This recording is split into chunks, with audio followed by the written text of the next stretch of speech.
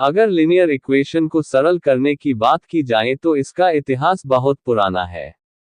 मिस्र के सबसे पुराने गणितीय ग्रंथ रिंड पेपिरस, लगभग 1650 डीसी के अनुसार मिस्रवासी रैखिक समीकरण हल करना जानते थे। लगभग 300 डीसी के साक्ष्य बताते हैं कि मिस्रवासी दो अज्ञात राशियों में दो समीकरणों की प्रणाली से जुड़ी समस्याओं को हल करना भी जानते थे। उदाहरण के लिए एक आयताकार भूखंड की परिधि 100 इकाई है और इसका क्षेत्रफल 600 वर्ग इकाई है। ऐसी समस्याओं को मौखिक रूप से पहेलियों की तरह हल किया जाता था। रैखिक समीकरणों को हल करने का इतिहास लिखते समय पश्चिमी गणितज्ञों पर ज्यादा ध्यान रखा गया है। कारण पांडुलिपि उपलब्ध न होना या अज्ञानता वश भारतीय गणितज्ञों को इग्नोर करना हो सकता है। ऐसे ही एक भारतीय गणितज्ञ थे आर्यभट्ट 476-550 एक्ट, जिन्होंने रैखिक समीकरणों को हल करने के लिए एक एल्गोरिदम का विकास किया जिसे कुट्टिक विधि कहते हैं, जो शेषफलों के साथ समाधान खोजने से संबंधित है। ग्राफ के उदय के बाद रैखिक समीकरणों की प्रणालियों को हल करने की विधियां कई गणितज्ञों द्वारा समय के साथ विकसित और परिष्कृत की गई है, जिनमें से एक विधि है सब्स्टिट्यूशन। इस योगदान में किसी एक विशिष्ट गणितज्ञ का नाम लेना मुश्किल है। यहाँ कुछ उल्लेखनीय योगदानकर्ता दिए गए हैं। Asterisk Diophantus asterisk 300 AD, Brahmagupta 598668 AD, al Khwarizmi asterisk 900 AD। प्रतिस्थापन विधि का एक उदाहरण यहाँ प्रस्तुत है।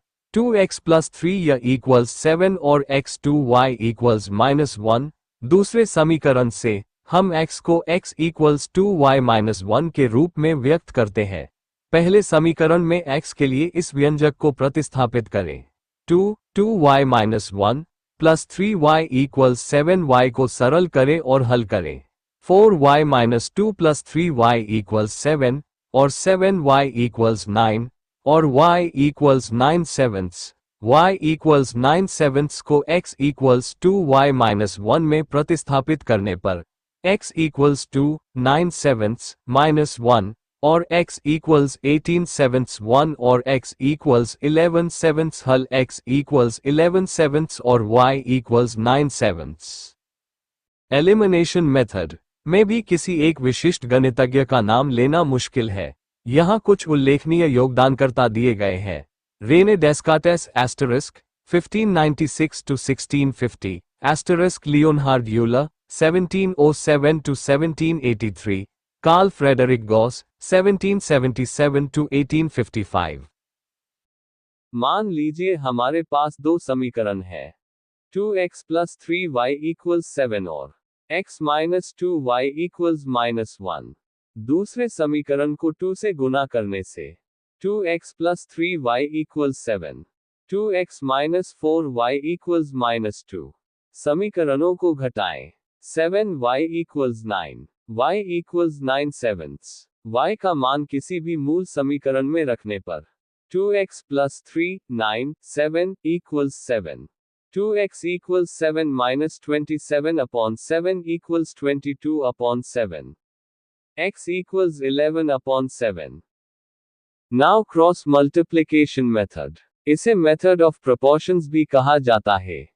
इसका उपयोग सदियों से रैखिक समीकरणों को हल करने के लिए किया जाता रहा है, लेकिन इस पद्धति के लिए किसी एक व्यक्ति को जिम्मेदार नहीं ठहराया जा सकता। 2x + 3y 7 = 0 और x2y - 1 = 0. We put figures like this. Now, or x = 11/7, y = 9/7. जैसा कि हम जानते हैं यूलर ने ग्राफ में बिंदु और रेखाएं में संबंध स्थापित किया था, न कि बीजीय समीकरणों में। रैखिक समीकरणों का ग्राफिकल समाधान निकालने के लिए रेने डेस्कार्टेस द्वारा विकसित निर्देशांक ज्यामिति को श्रेय दिया जाता है, जो बीजीय समीकरणों को ज्यामितीय आकृतियों के रूप में दर्शाने की अनुमति देता है। 3 तरह के ग्राफ खींचे जा सकते हैं: parallel lines, non parallel lines and intersecting lines. Let we have two equations y = 2x + 3 and y = 2x4. We draw graph of both of them. Both comes out parallel to each other. Logically investigating, we see that A equals B, B does not equal C, C which is the condition for being parallel. When we draw these two lines 2x plus 3y equals 5 and 4x plus 6y equals 10, we see A upon A equals B upon B equals C upon C, hence condition for overlapping. We see both are overlapping means both have infinite number of points common with each other, hence infinite solutions. Let us have these two equations. 2x minus y plus 1 equals 0. X minus 2y plus 8 equals 0.